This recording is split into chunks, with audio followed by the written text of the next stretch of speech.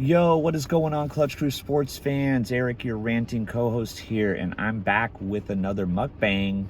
So today I am at Raising Cane's. First, I want to point out I've got some Tennessee Volunteer merchandise on today with this lovely hat that my fiance Susan got me.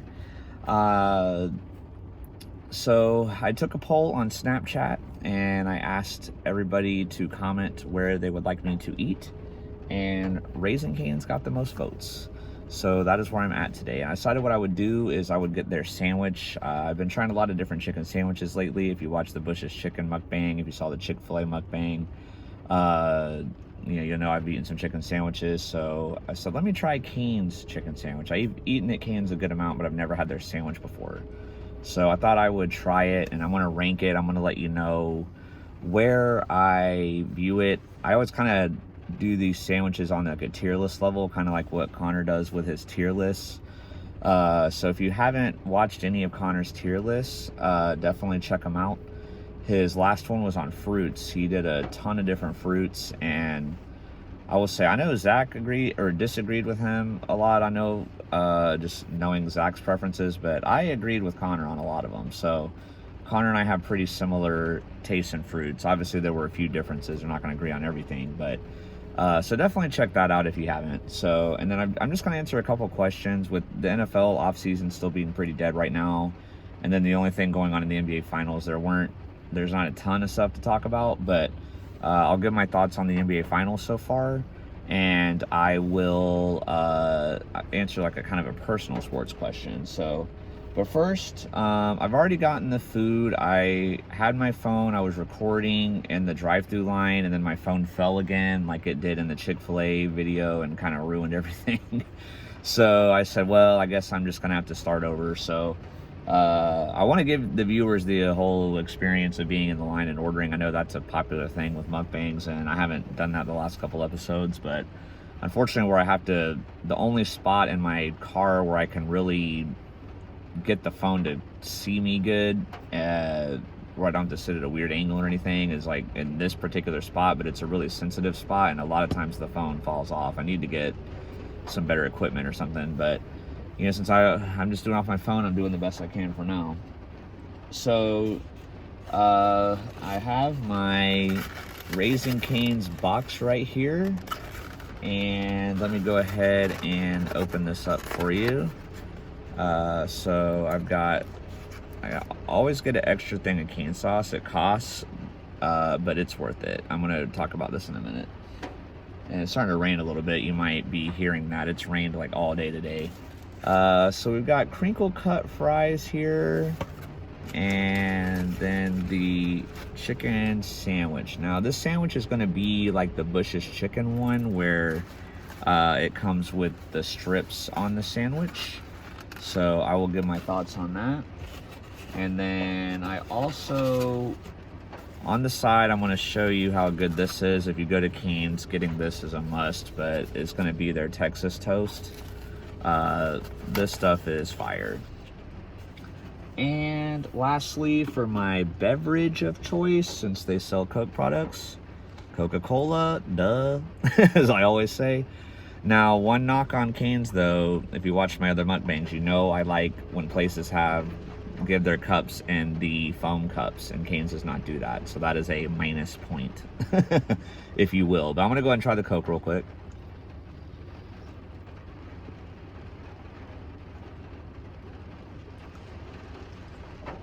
It's okay today. I don't know if all Cane's are like this, but for some reason, the one here in Victoria, a lot of times the Coke isn't super fresh for some reason. So I'm gonna grade it like a 5. I always grade the Coke. I give it a 5 out of 10.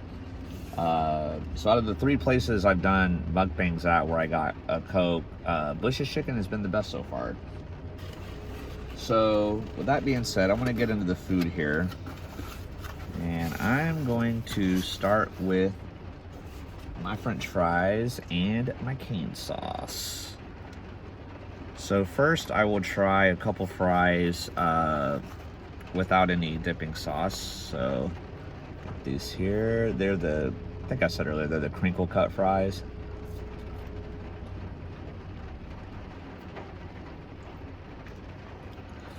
And these are okay today. I'm generally not a huge fan of the crinkle cut fries.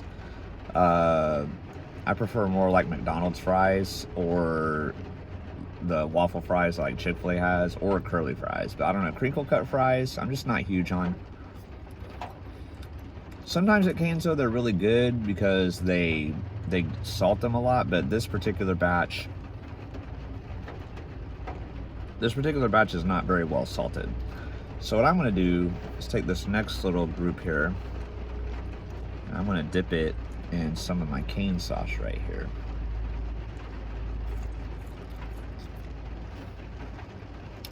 And this just instantly makes it better. Raising Cane sauce is up there with my favorite sauces. I love Chick-fil-A sauce, as I mentioned in the Chick-fil-A mukbang. But cane sauce is really close, if not better, than Chick-fil-A sauce. It's right up there with it. I mean, they're like right on par with each other. I'm not fully exactly sure what is in this. It has a little bit of a ketchup taste to it, but then it also tastes like mayo. And there's definitely some other stuff going on here. Let me get another look at that. Maybe let me use the lid so I don't like spill it everywhere, but you can kind of see what that looks like. And it is good. It kind of looks like Thousand Island, but it's not like Thousand Island. It's so good. If you've never been to Raising Cane's before and you go for the first time, definitely get cane sauce with your food. And maybe even get extra. Like I said, it costs a little bit more to get extra, but it is totally worth it.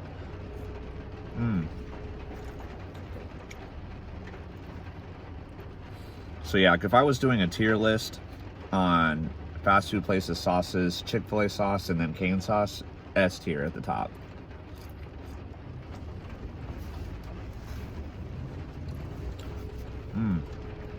Yeah, love these fries with the sauce. Like I say, even when the fries aren't salted super great,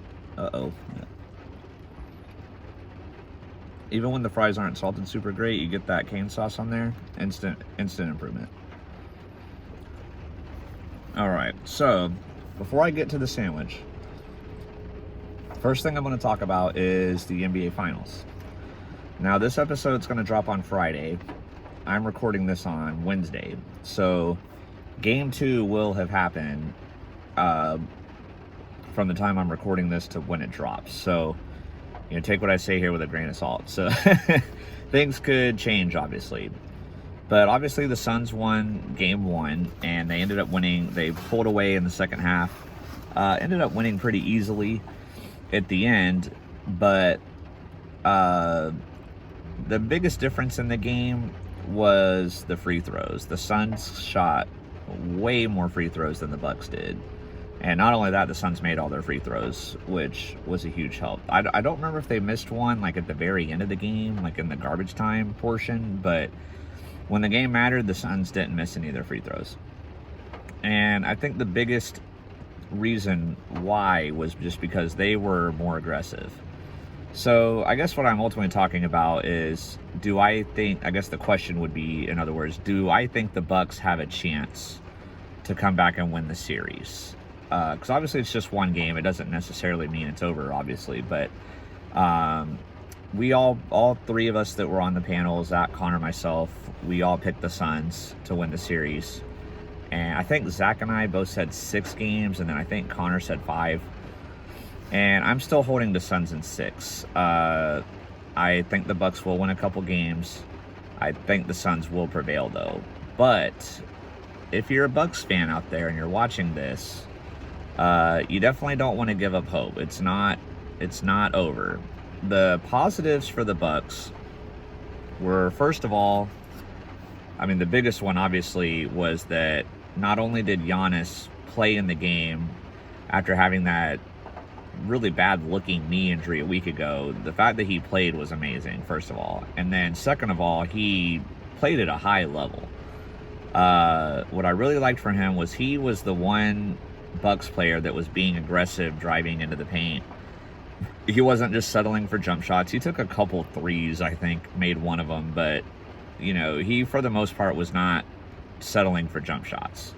I really liked how aggressive he was, and if he can keep doing that, that will give the Bucks a chance going forward in the series. But the two biggest problems I have for the Bucks, first of all, the other players need to be more aggressive too, because out of the free throws that the Bucks shot, most of them were from Giannis, who unfortunately is not a good free throw shooter. He made a okay chunk of his free throws in this game, but he missed a good amount as well, and some of them were in really key moments. But at the same time, I liked how aggressive he was, but the other players need to do that too, because if they keep settling for threes and contested shots all game, they're not going to get to the free throw line, and they're not going to win the series. So that's my first concern. My second concern is the Bucks starting lineup. Their starting five, they're too big. Now, I'm normally a fan of having bigs on the court, and I don't like when these teams do like what the Houston Rockets did last year, where their tallest player on the court was like 6'8" or something like that. I don't like that at all. But the problem is the Bucks have too many bigs. I mean, they were basically rolling with a point guard and then 3 power forwards and a center. And I know they're limited on their depth right now with the guards, but they need to change that up a little bit. I would keep, obviously you're keeping Giannis, and you're keeping Drew Holiday, and you're keeping Middleton out there. Obviously you're not changing that. And I would keep Lopez out there, but I would not start PJ Tucker. I know it's a little bit more of a stretch, but like Jeff Teague or one of their other guards, I would roll one of them out there, because their bigs are getting torched by Chris Paul and Devin Booker. They were easily getting switches on them the whole game, and Chris Paul and Devin Booker were going off when they got like Brook Lopez, or like later in the game like Bobby Portis, or you know, when somebody like that was on them, they were just killing them. And that's not going to work for the Bucks, and they need to make some adjustments there. But if they can make some adjustments, if Giannis can keep doing what he's doing, and if the rest of the guys can, you know, find their driving game and get a little more aggressive, then absolutely, I think the Bucks could have a chance to come back. Like I said, I'm still going with the Suns. And obviously, like I said too, by the time you're seeing this, game 2 will have already happened, so who knows what will happen. But so those are my thoughts on that. So without any further ado, we will get to what you've all been waiting for this video, and that's going to be the Cane's chicken sandwich. Now, I will say, first of all, oh man, they've got 3 strips on here. No wonder. It felt like, so it's hard to, weird angle here to show this, but so there it is. And doesn't really look like they put any sauce on here. Okay, well, good thing I have extra, because I love this cane sauce. Well, let me first try some bite without it. And the only other thing on here is some lettuce. So that's interesting too, because most fast food places with their chicken sandwiches, they do pickles on them and not lettuce. But I'm okay with that. I'm not, as I mentioned in previous mukbangs, I don't like pickles.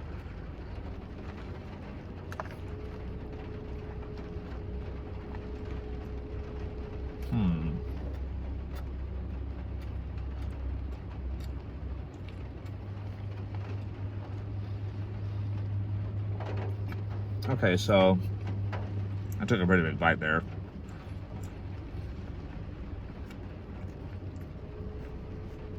So this is pretty good.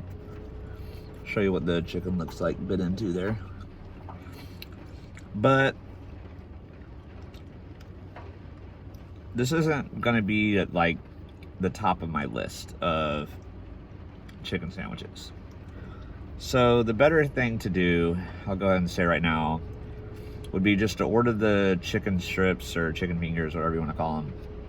Order them on their own, and then get the sauce, and then get the if you get like I think if you get just any regular strip combo, you get the Texas toast with it, and get that, because the Texas toast is way better than this. This is just like a regular sesame seed bun. There isn't really anything too special about this bun, because Chick-fil-A's buns are always like really buttered up really nicely, and whereas this doesn't really look like it is at all. And then like Bush's Chicken, if you remember that one, their bun was like a King's Hawaiian bun, and whereas this is just a regular sesame seed bun. So the bun's not really doing it for me. And then the chicken's good on its own, but definitely needs the sauce. I'm definitely worried though about the drip factor here. That's going to be interesting. Let me take this bun off and put some of this sauce on here. Might actually use a couple fries to kind of spread the sauce around a little better. Oh yeah, look at that. I'm going to show you what the... I'm sorry, this is a weird angle.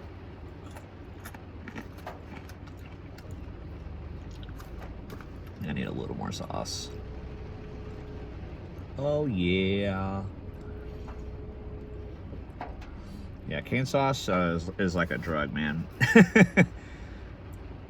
This is by far the best thing about this place. Is here it is with some sauce on it. Get my other piece of the bun back on here. Okay, so now let me take another bite with the sauce on there.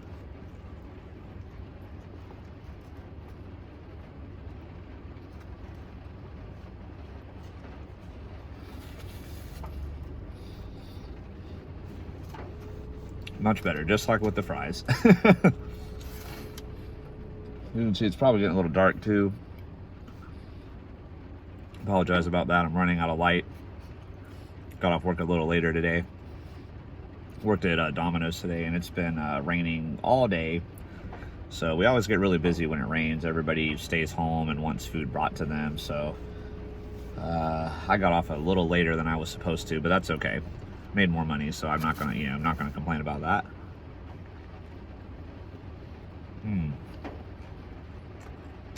Uh-oh. Lost a little something there. But yeah, if I was gonna rank this on like a tier list level, I'm going to go, just on the sandwich, I'm gonna go with C tier. So Chick-fil-A S tier, and when I did the Bush's chicken sandwich, I rated that in the B tier initially, but I've had it a couple more times since then, and it has grown on me a lot. So I'm moving Bush's chicken sandwich up to A tier. So Chick-fil-A, Bush's, in A tier, and then in B tier, I'm gonna do KFC, and then two off-screen chicken sandwiches I've had are Popeyes and Church's Chicken. Popeye's chicken's going to be in C tier, and then Church's chicken's going to be in D tier. I'm only going to put something in F tier if it's just totally nasty or something. But so this one though, this Raising Cane's chicken sandwich, I'm going to go with C tier along with Popeyes, just because like the chicken's good. Obviously the sauce is excellent. You know, the lettuce is whatever. It doesn't add much flavor other than a little crunchiness. But I don't know, like I said, the sesame seed bun's nothing special, and the chicken's good, but it's not like wow, so I don't know, somewhere between B and C. B with the sauce, maybe C without the sauce, but I'll just go C tier. So what I would do instead at Cane's is get the regular chicken finger combos and then get the Texas toast with it as your bread instead. So, because let me show you that again. This is amazing. I remember when I first got it, I was like, oh, it's just going to be like toast, whatever. But now my friend Monty, she said I should have had them buttered on both sides. I meant to do that, and I totally forgot. I bet it's even better because I didn't even know you could do that. But look at that.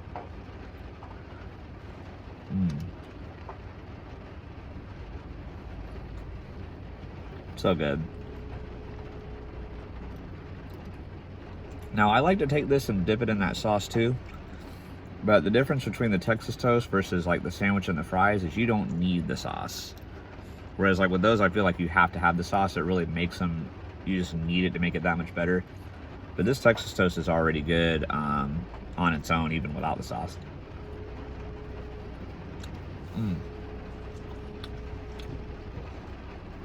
I don't know if there's very many places in Victoria where you can get Texas toast, but man, Cane's, it's awesome.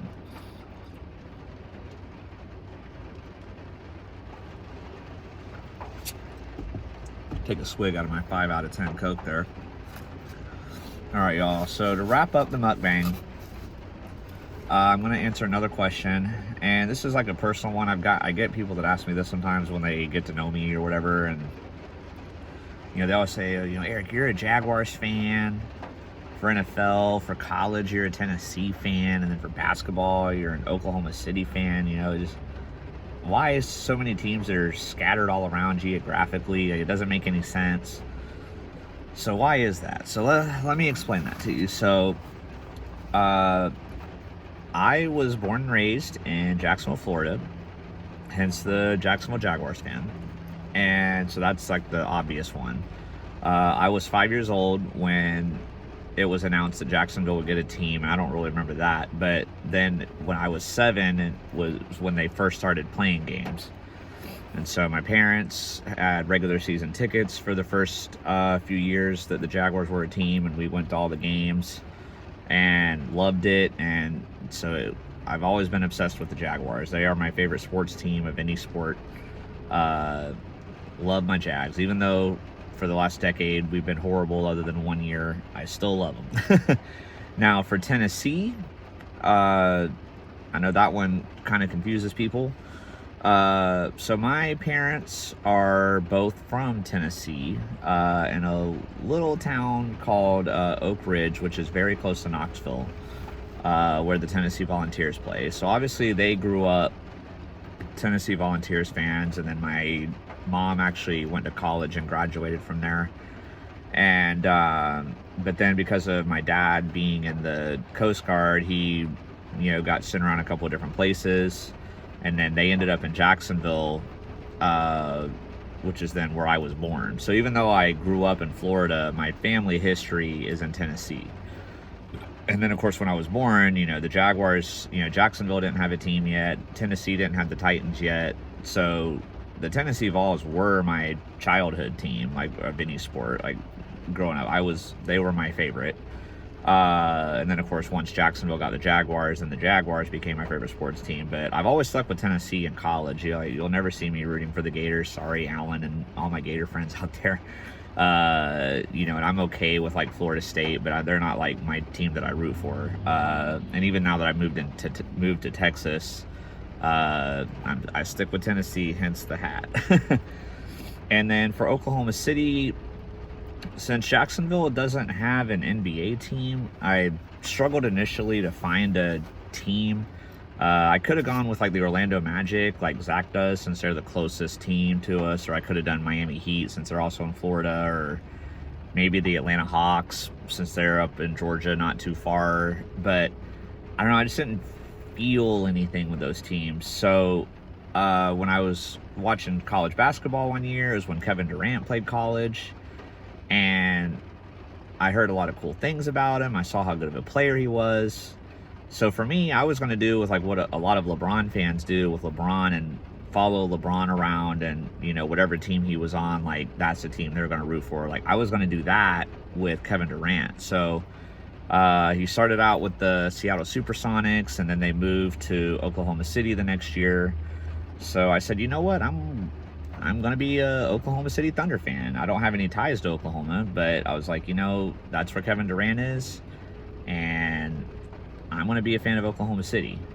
So then, of course, you know, he's not there anymore. So you might think, well, why aren't you like a Nets fan right now? So the year that he became a free agent, in my mind, I was like, okay, I'm still going to, even if he leaves OKC, I'm going to stay a fan of the Thunder. But he ended up going to the Golden State Warriors that year. And they already had Steph Curry, Klay Thompson, Draymond. I mean, that was already a stacked team. I mean, that team had just come off of the infamous 73 win season. The Thunder were up 3-1 against them, and then the Warriors came back and won. I mean, I hated the Warriors. I'm like, how are you going to go to this stacked team who Oklahoma City fans hate? And I don't know. I couldn't respect it. I couldn't become a Warriors fan. I felt like I would have looked like the ultimate bandwagoner. I didn't have it in me to do that. So I was kind of stuck for a little bit. I was like, well, what do I do? Like, I'm not going to be a Warriors fan. Like, do I pick a different team? But I decided I was just going to stick with Oklahoma City. And they've had some good seasons since then. Of course, obviously, this last one was horrible. They're tanking, basically. But I'm staying a Thunder fan. So all three of my teams are pretty trash right now.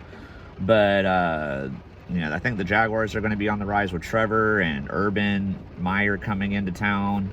And hopefully the Vols will get good again eventually. And the Thunder, with all their draft picks and salary cap space they have, I'm sure they'll get back out there soon. But so, yeah, that's why I'm a fan of the teams that I am. And, there's my thoughts on the NBA Finals, my thoughts on Raising Cane's. Hope you guys enjoyed it. This was definitely not my favorite mukbang that I've ever done in terms of the food.